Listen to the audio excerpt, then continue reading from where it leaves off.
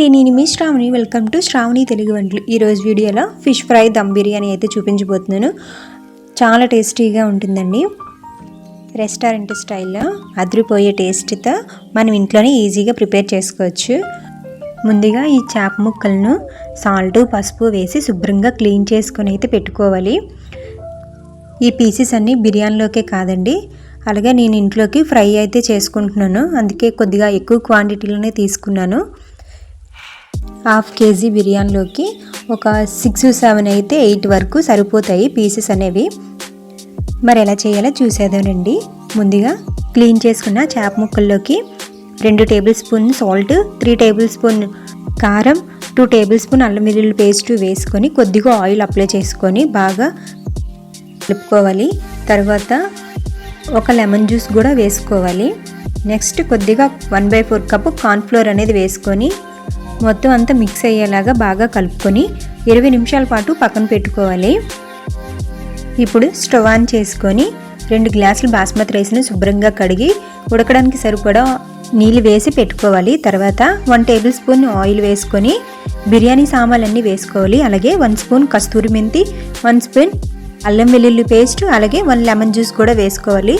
తర్వాత రైస్కి తగ్గ సాల్ట్ కూడా వేసుకొని ఇప్పుడే చెక్ చేసుకోండి.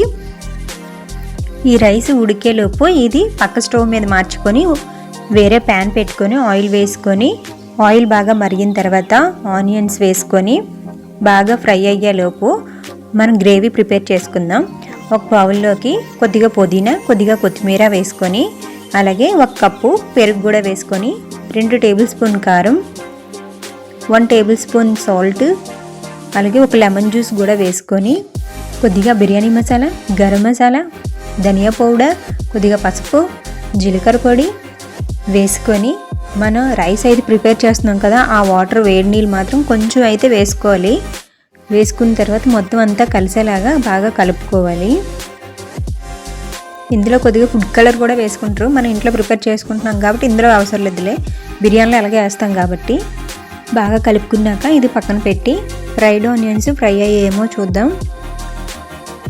ఇలా ఫ్రై అయిన తర్వాత మనం ఒక ప్లేట్లోకి అయితే తీసుకోవాలి. తర్వాత ఇది పక్కన పెట్టేసి కుక్కర్ తీసుకొని వేడెక్కిన తర్వాత 2 టేబుల్ స్పూన్ ఆయిల్,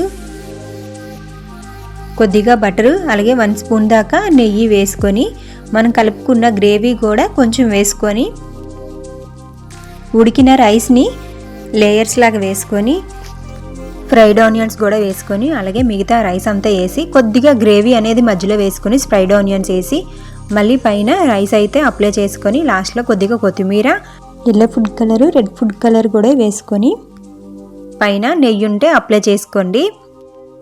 మూత పెట్టి 5 నిమిషాల పాటు ఉడికిస్తే సరిపోతుంది. 5 నిమిషాలు అయిన తర్వాత స్టవ్ ఆఫ్ చేసుకోవాలి. తర్వాత మనం ఫ్రైడ్ ఆనియన్స్ వేసుకున్న ఆయిల్లోకి మనం కలిపి పెట్టుకున్న ఫిష్ ముక్కలను అయితే వేసుకొని ఫ్రై చేసుకోవాలి. ఒకవైపు ఫ్రై అయిన తర్వాత రెండో వైపు కూడా తిప్పుకొని ఫ్రై అయితే చేసుకోవాలి. ఇలా ఫ్రై అయిన తర్వాత ఓ ప్లేట్లోకి తీసుకొని మిగతా ఫిష్ ముక్కలు కూడా ఇలాగే ఫ్రై చేసుకోవాలి. తర్వాత వేరే బేషన్ పెట్టుకొని కొద్దిగా ఆయిల్ అయితే వేసుకొని సన్నగా చాప్ చేసుకున్న ఆనియన్స్ అలాగే పచ్చిమిర్చి కూడా వేసుకొని బాగా ఫ్రై అయినంత వరకు అయితే ఫ్రై చేసుకోవాలి. తర్వాత 1 టేబుల్ స్పూన్ అల్లం వెల్లుల్లి పేస్ట్ కూడా వేసి పచ్చివాసన పోయినంత వరకు ఫ్రై చేసుకోవాలి. ముందుగా కలుపుకున్న గ్రేవీని కూడా కొద్దిగా వేసుకొని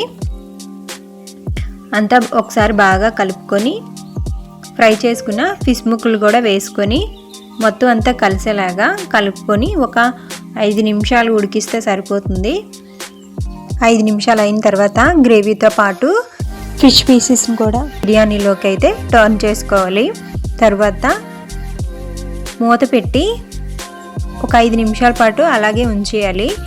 5 నిమిషాలు అయిన తర్వాత ప్లేట్లో సర్వ్ చేసుకుంటే టేస్టీ అయిన ఫిష్ ఫ్రై బిర్యానీ అయితే రెడీ అయిపోతుంది. చాలా టేస్టీగా ఉంటుంది. ఈ కార్తీక మాసం అయిపోయిన తర్వాత తప్పకుండా మీరు ట్రై చేయండి. నా వీడియో మీకు నచ్చితే ఒక లైక్ చేయండి, షేర్ చేయండి, సబ్స్క్రైబ్ చేసుకోవడం మాత్రం మర్చిపోకండి. మళ్ళీ నెక్స్ట్ వీడియోలో కలుద్దాం. టాటా, బాయ్ బాయ్.